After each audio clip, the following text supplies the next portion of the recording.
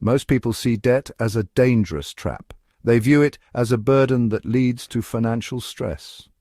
The wealthy, however, often view debt differently. They understand its potential as a powerful tool for building wealth. This difference in perspective is crucial.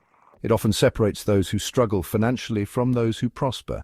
The key lies in understanding how to use debt strategically. The rich don't borrow to buy liabilities like fancy cars or expensive clothes. They use debt to acquire assets. Assets are things that put money in your pocket. Liabilities take money out. Imagine debt as a double-edged sword. In the wrong hands, it can be destructive, but in skilled hands, it can be a tool for creating wealth. This is the fundamental principle that separates the wealthy's approach to debt from that of the average person. The following sections will explore some of the specific strategies that the wealthy use to leverage debt for financial gain. Remember, these are just a few examples, and each comes with its own set of risks. It's crucial to conduct thorough research and seek advice from qualified financial professionals before making any investment decisions. Let's say you're a business owner. You see an opportunity to buy a large quantity of products at a discounted price. You know you can sell these products for a profit, but you don't have enough cash on hand to make the purchase. This is where trade-based borrowing comes in.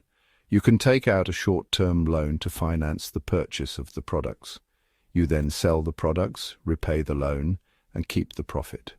This allows you to leverage a smaller amount of capital to generate a larger return. For example, imagine a furniture importer who secures a loan to purchase a shipping container of high-quality sofas at a significant discount. They then sell these sofas at a markup to retailers or directly to consumers, repaying the loan with the proceeds and retaining a healthy profit margin. Trade-based borrowing is a common practice in international trade. It helps businesses manage cash flow and capitalize on time-sensitive opportunities. Like all forms of debt, it carries risks. If the products don't sell as expected or unexpected expenses arise, the borrower could face financial difficulty. Real estate is a popular asset class for leveraging debt. One common strategy is the buy, renovate, refinance, repeat method. This involves purchasing a property below market value, often one that needs renovation. The investor then renovates the property, increasing its value. They refinance the property based on its new higher value. This allows them to pull out cash, which can be used to purchase another property and repeat the process. Imagine an investor who purchases a rundown duplex for $150,000. They spend $25,000 on renovations, bringing it up to market value of $220,000. They then refinance the property, securing a new loan for $176,000, which is 80% of the new value. This allows them to pull out $26,000, which they can use to purchase another property and start the process again. Refinancing can be a powerful tool for real estate investors. It allows them to access equity, manage cash flow, and potentially amplify returns. However, it's important to remember that real estate values can fluctuate, and refinancing always comes with costs.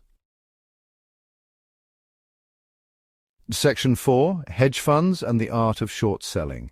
Hedge funds are investment funds that use advanced strategies to generate high returns. One such strategy is short selling. Short selling involves borrowing shares of a stock from a broker and selling them on the open market. The hope is that the stock price will go down. If the price does drop, the short seller can buy back the shares at a lower price, return them to the broker, and pocket the difference. This strategy allows investors to profit from a decline in a stock's price. For example, imagine a hedge fund believes that a tech company's stock is overvalued. They borrow 1,000 shares of the stock at $100 per share and sell them on the market for a total of $100,000. The stock price drops to $80 per share. The hedge fund buys back the 1,000 shares for $80,000 and returns them to the broker. They keep the $20,000 profit, which is the difference between $100,000 and $80,000. However, short selling is a very risky strategy. If the stock price goes up instead of down, the short seller will lose money. Losses can be unlimited because, well, there is no limit to how high a stock price can rise. Thank you for watching. If you enjoyed this video, please like, comment, and subscribe to our channel for more insightful content. Stay tuned for more tips on unlocking wealth and using debt to your advantage.